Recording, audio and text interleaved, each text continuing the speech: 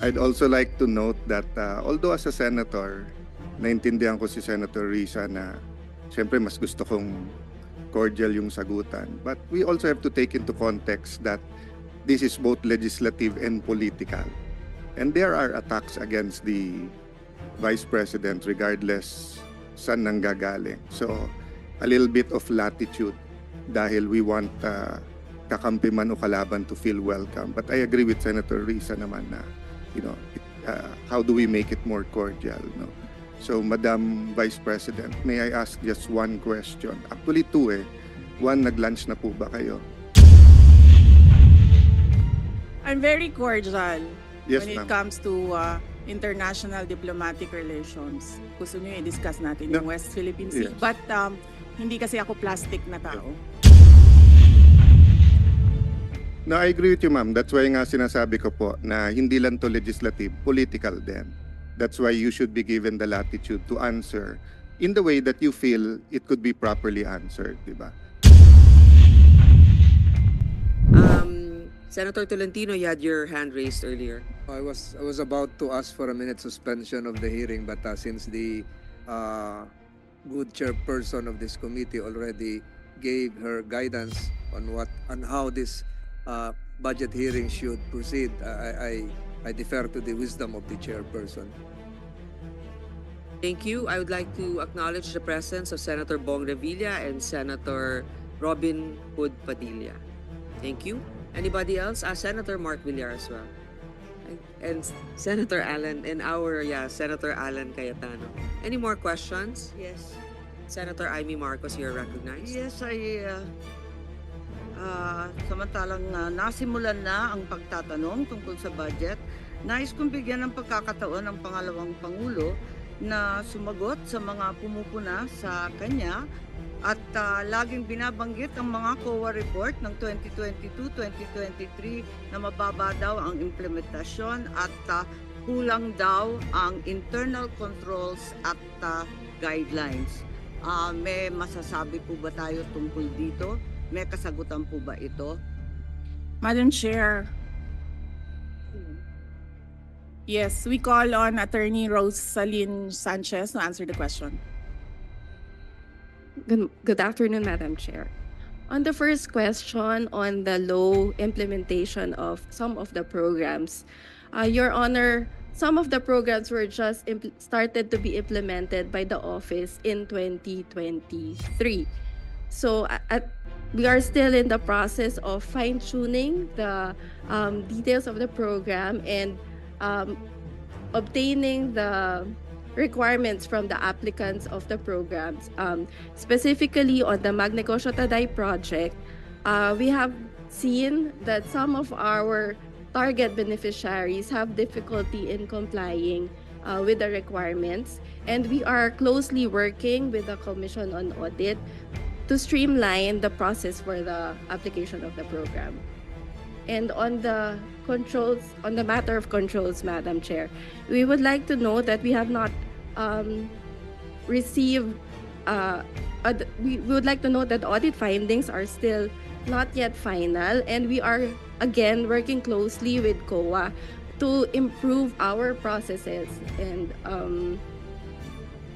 address the issues that they have raised during the audit, Madam Chair.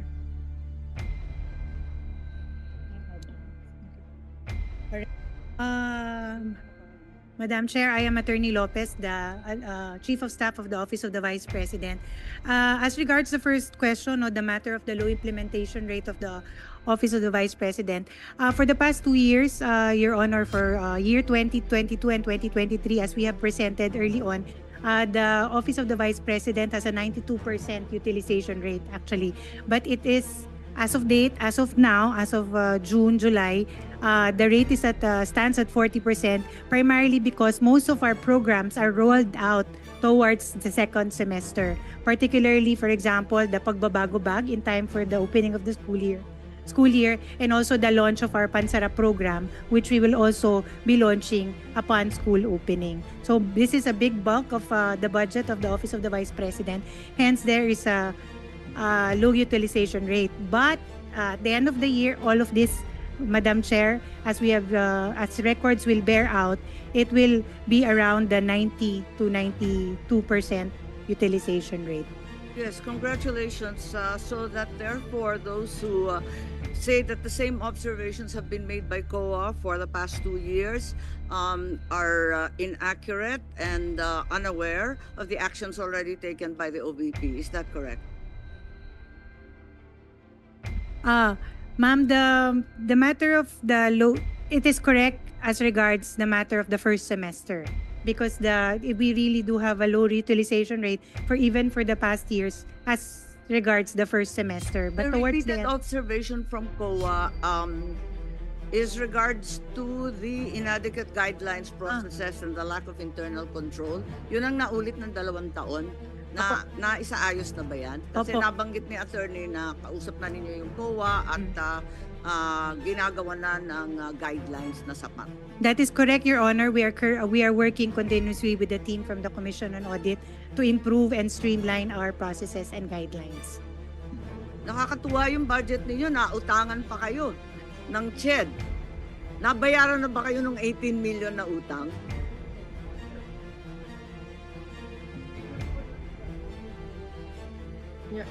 Your Honor, if I may answer the question. Okay. Your Honor, it was partial liquidation by CHED from the time that we had our budget hearing last year until this year. But there is still a remaining amount of 1,993,500 pesos, Your Honor, out of the original 18 million. Hindi kayo nag-iisa. Ang CHED may utang din sa mga senador. Kaya't yun ang nakakatuwa sa CHED kung saan-saan napupunta yung pera. At wala na po akong tanong. Ang sasabihin ko lang, talagang hindi naman sa barangay lamang napupolitika yung ayuda, pati dito sa mga senador, pati sa ating pangalawang Pangulo. Senator Alan Cayetano is now recognized. Good afternoon, Madam Chair, Madam Vice President, magandang hapon po, and welcome to the Senate. Magandang tanghali. I'd like to note that this committee is ruled by the women and kaming mga men ay nasa sidelines lang. I'd also like to note that although as a senator, naintindihan ko si Senator Risa na siyempre mas gusto kong cordial yung sagutan. But we also have to take into context that this is both legislative and political. And there are attacks against the Vice President regardless saan nanggagaling. So, a little bit of latitude dahil we want kakampi man o kalaban to feel welcome. But I agree with Senator Risa naman na, how do we make it more cordial, no? So, Madam Vice President, may I ask just one question? Actually, two eh. One, nag-lunch na po ba kayo? And Yes, Senator Cayetano, nag-lunch na po ako. And I'm very cordial yes, when it ma'am. comes to international diplomatic relations. Gusto nyo i-discuss natin yung No. West Philippine Sea. Yes. But hindi kasi ako plastic na tao. No, I agree with you, ma'am. That's why nga sinasabi ko po na hindi lang to legislative, political din. That's why you should be given the latitude to answer in the way that you feel it could be properly answered, di ba? So kaya ko lang tinanong kung nag-lunch kayo kasi in the first 2 years, I know that you got a very warm welcome sa Senate. So I'm hoping sa budget hearing it doesn't change, no? I remember ang daming pumunta sa lunch noon. So my question lang, ma'am, is what can we do for the Office of the Vice President? Meron bang ni-request sa DBM na wala sa budget niyo so that we can consider it at the proper time? No, we are already okay with the approved budget from the Department of Budget. The approved proposed budget in the NEP from the Department of Budget and Management. And we leave it up to members of Congress to decide on the budget. Thank you. Thank you, Madam Chair. Thank you to the Office of the Vice President. Any more questions? Well, so it's always the chair that has the last spot for questions. So let me just ask, of course, the security of every government official is very important. And recently, it was discussed that a number of security personnel was taken out from the Office of the Vice President. I think, if I'm not mistaken, totally, the PNP said they recalled 373 personnel across all agencies. So I'd like to know, baka naman wala nang natirang security sa OVP, hindi naman, ano na bang status? Ilan ang tinanggal na security at meron bang nagbabantay ngayon? Madam Chair, may I be allowed to give a very long answer about the security? Sure, as long as it answers the question. Sige, ma'am. Opo. Noong kasi ako ay nahalal bilang pangalawang pangulo, nakita ko kasi na pati ang security ng Vice President ay napupolitika. Hindi lang yan sa akin, kundi sa mga previous na Vice Presidents. Kaya nung tapos na ang eleksyon pero hindi pa ako naupo, sumulat ako kay former Secretary Delphine Lorenzana. Sinabi ko sa kanya, Sir, ang security ng Vice President should only be up to the level of the Vice President. Hindi po pwede na umakyat ang information at ang security ng Vice President sa iba pang opisyal. And at the time, the Chief of Staff of the Armed Forces of the Philippines and the Secretary of the Department of National Defense agreed. That's why on June 2022, ito yung sa Armed Forces of the Philippines. On June 2022, the Secretary SND wrote to the Chief of Staff of the AFP from Vice Presidential Security Detachment under the PSG. Secretary Lorenzana ordered the Vice President Security and Protection Group, which is a separate entity from the PSG. So ito yung June 22, 2022. Ngayon, nag-issue ng orders ang AFP GHQ ng General Order 0917 to activate the reorganization from detachment to security group. On July 5, 2022, the activation order and the table of organization and equipment was released. Yes. All right. So, hindi ko alam kung ano ang nangyari sa Philippine National Police, but apparently they decided that they will mirror what the AFP did. So, noong December 9, 2022, inactivate ang Vice Presidential Protection Division under the PSPG. Ito under ng NHQ General Order OPL 22-22 and NAPOLCOM Resolution 2022-0675. Kaya po mali yung sinasabi ng lahat, hindi lang ako nagsasalita, ngayon lang ako nabigyan ng opportunity na magsalita. Hindi po tama na ikumpara yung term ni Vice President Leni Robredo at yung term ko in terms of security. Dahil yung security, yung VP-SPG at yung VP-PD sa PNP ay meron pong orders lahat. Ibig sabihin, there is a basis in law doon sa pag-activate sa kanila. Ngayon,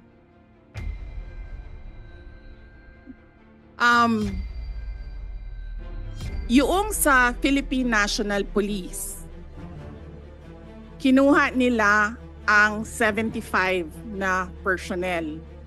Sila ang pumili kung sino yung kukunin nila. Makikita nyo, as I said during my statement, it was a targeted list. Madami doon sa mga security na yon. Security is a trust and confidence position. Kasi ibibigay mo sa kanila yung kanang pagsalig nimo sa imuhang kinabuhi, ihatag na nimo sa ilaha.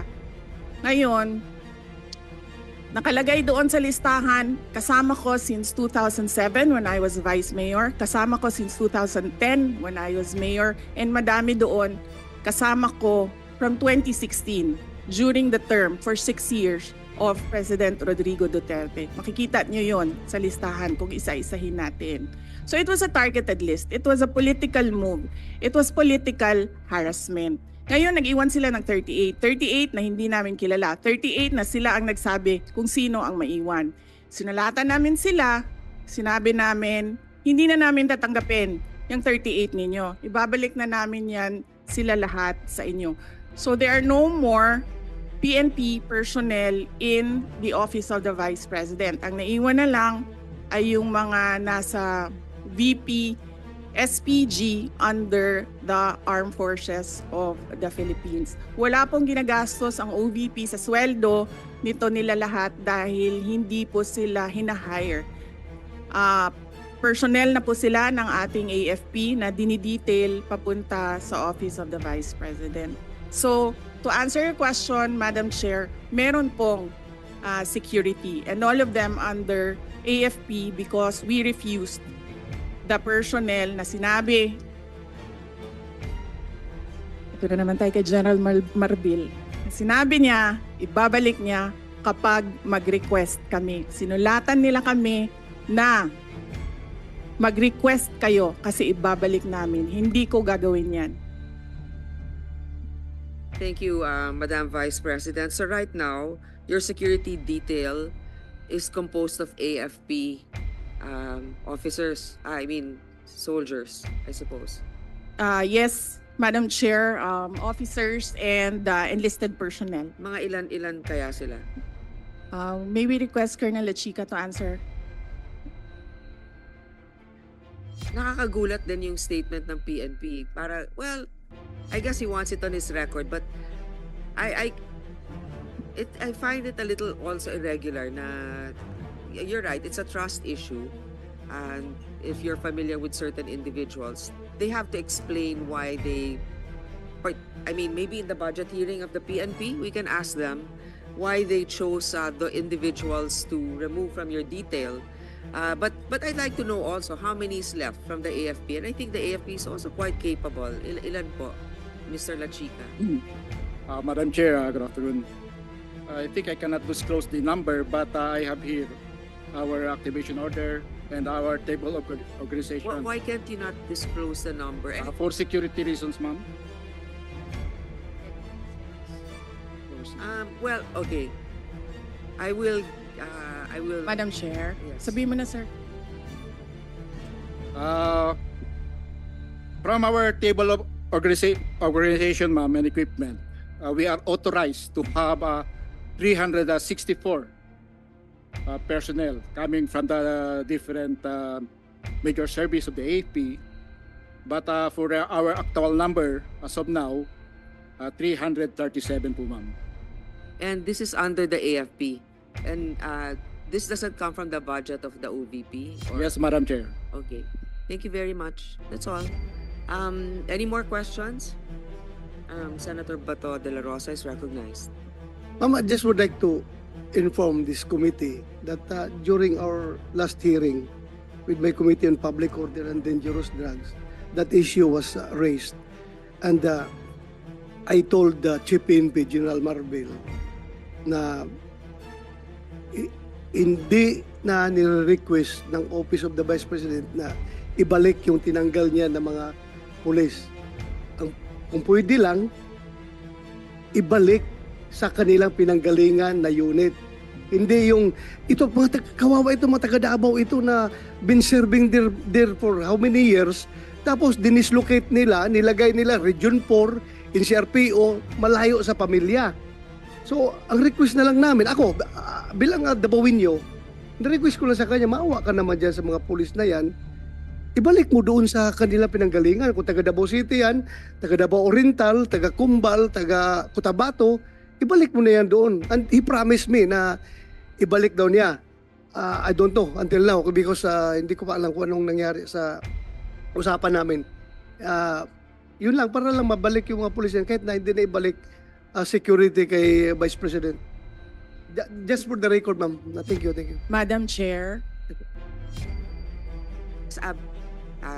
Madam Vice President, go ahead, please. Yes, thank you. I agree with Senator Bato de la Rosa, wag na natin pahirapan yung mga police personnel dahil kaibigan nila ako.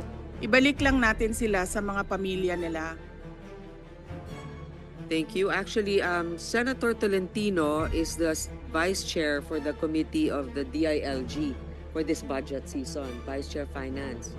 So I would like you to ask the PNP Chief what led to that decision, because also part of that is, if it's a political decision, I think that would not be fair also. But knowing that you're in the capable hands of the AFP is also reassuring.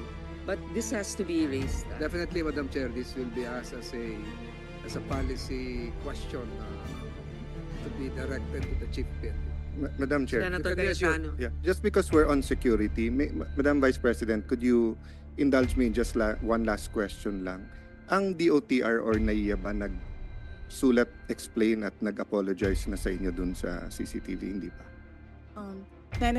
Senator Alan Peter Cayetano, thank you. Hindi sir. Ang nangyari kasi dito, itong tao na ito apparently is assigned doon sa NAIA.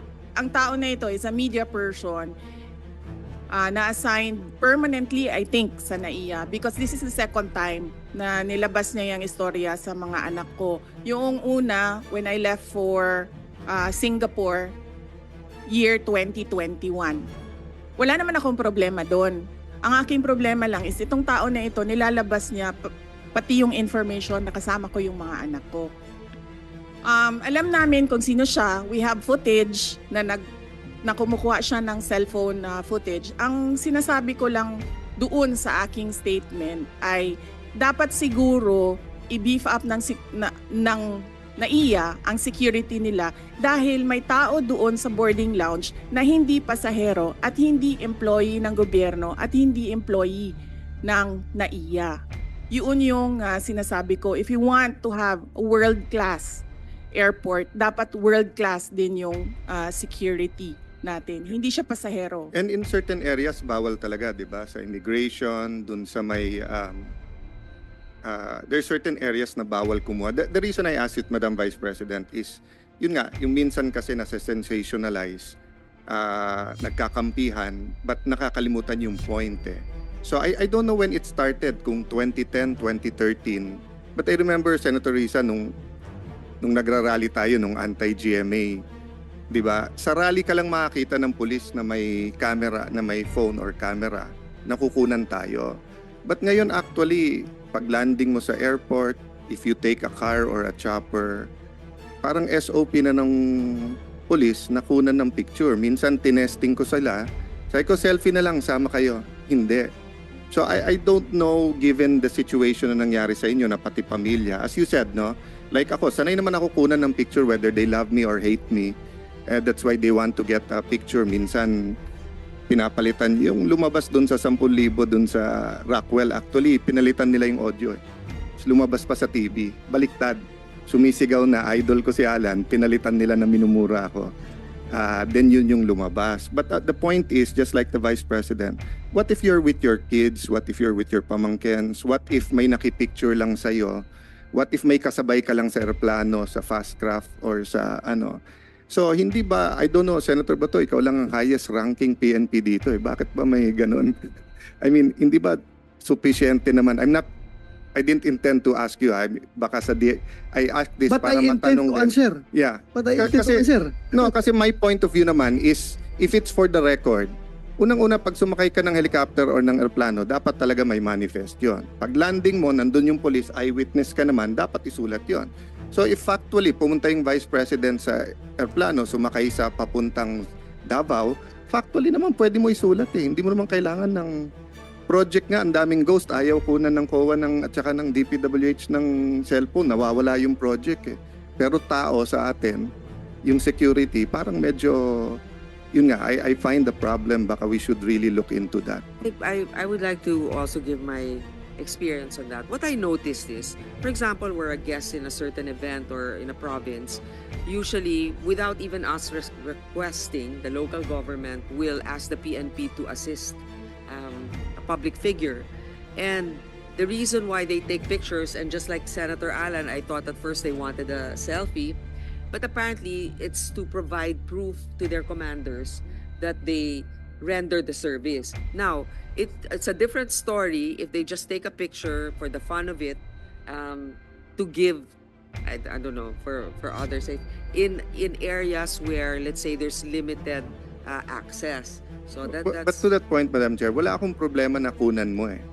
But yung storage at paanong gagamitin, given that, so for example, we're talking about security ngayon, di ba? Kung sa Secret Service nga, na pinaka-professional, na kahit Democrat o Republican, may congressional hearing ngayon dahil dun sa nakalusot kay ex-President Trump. Sa atin pa kaya na we try na walang politika sa PNP at saka sa AFP, pero nakikita naman natin kahit anong administrasyon, meron talagang tendency. So, my point is, if they're there to keep their officials safe, is it actually safe? As the Vice President said, that nasa terminal ka na high security, meron may cellphone, kumukuha, hindi naman pala empleyado. So wala naman silang pananagutan sa batas or sa airport. Ganun din sa atin. Wherever we go, pagka nagbus ako papuntang Bicol, kung 8 hours yun, pupungas-pungas ka pa pagbaba mo. Kailangan mo siguraduhin na ano ka kasi may kukuha sa'yo. Then you don't know where that picture will go. You know, sometimes things happen for us to look into it. So I'm nalulungkot ako na yung na-involve yung pamilya ng ating Vice President, regardless no of whether we are for or against her politically.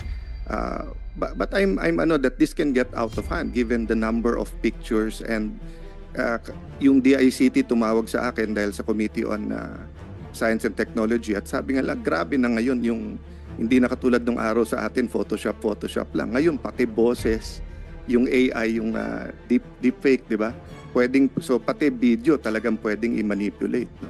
kahit nga hindi ka nakunan pwedeng lumabas na may picture. No, as public figures, we cannot really avoid having our picture taken, but the issue here is in an area that's restricted. So I think that the DOTR has to do their best effort to make sure that only authorized individuals are in certain areas, and that they also have to take care of their CCTV, whatever. I mean, unless it's for the interest of the public, the safety of our national security issue, they better be careful with the information that they are handling. Senator Bato, you're recognized. Yeah, thank you, Madam Chair.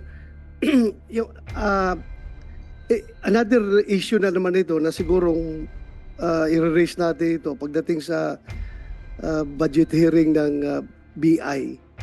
Dahil nga, itong Vice President natin nalalabas ng bansa, minumonitor nila. May nakuhang picture, pinalabas ang picture, pero yung wanted na si Alice Go, nakalabas ng bansa, hindi nila nakuha na picture. Anong klaseng mga government agency ito? Itong Vice President natin na walang violation of law na ginawa, may malicious intent pa talaga na kinuha na picture, pinalabas at ginawang issue during the bagyo, ganun, ginawa ng political issue. Ngayon, ito ngayong si Alice Go na wanted nang may lumabas na warrant, hinahanap ng komite ni Senator Risa, nakalabas na walang kaabog-abog, hindi man lang na-monitor nila. So parang wrong focus of priority itong mga tao natin sa airport. We have to ask them during the budget hearing, anong priority nila? Politika ba o yung mandato nila? That's all, Madam Chair. Actually, I sympathize with our colleagues here na pinaghirapan talaga nila yung hearing doon sa POGO issue. Tapos walang parang kooperasyon sa mga, hindi ko naman sinilala lahat ha, doon sa imposible kasing makakaalis yon na walang otoridad na kasangkot. Diba? So anyway, that's another topic. So Madam just Chair, open that up during yeah, the budget hearing of the PNP. Madam, just to put a conclusion, Madam Vice President, sa akin kasi po yung, kaya ko bringing up po yun, kasi iba po yung mali at iba yung hindi nila inaamin na mali. No, meaning dapat pagkalabas ng video na yon, nag-announce na kagad yung airport or yung picture, 'di ba? Na we apologize to the public, to the Vice President because you're our Vice President. I mean, whether they voted for you or not, President Marcos is our president whether we voted for him or not. So amin kayo eh. So pag ginawa sa inyo, halimbawa kung ginawa sa inyo yan sa ibang bansa, nagwawala na yung DFA, no? So ang point ko, Madam Chair, wala ka kasing narinig ka agad from the airport that we apologize, we're investigating, we have new guidelines, etc. That's why tinulay ko dun sa police because it could suddenly happen to an ordinary mayor, congressman, barangay captain if we're taking pictures everywhere at ano. Having said that, as you said, we're open naman, wala naman tayo tinatago sa public. Baka gantihan ko na lang yung ibang police, kukunan ko rin sila pag nasa fort sila. Kukunan ko rin sila ng kukunan ng picture. Okay, I think there are no more questions. Senator Gatchalian is recognized. You have questions, sir, or just a message of support, perhaps? Thank you, Madam Chairman. I'm just here to express my support, my full support to the budget of the Vice President. Thank you. Thank you. With no other questions? I manifest the wholehearted approval of the greater number of the members of this committee and that therefore it should be endorsed to the mother committee. If that is a motion, Madam Chair, I second that motion. Second, likewise. Yeah. Lagpas na sa second yung mga motion eh.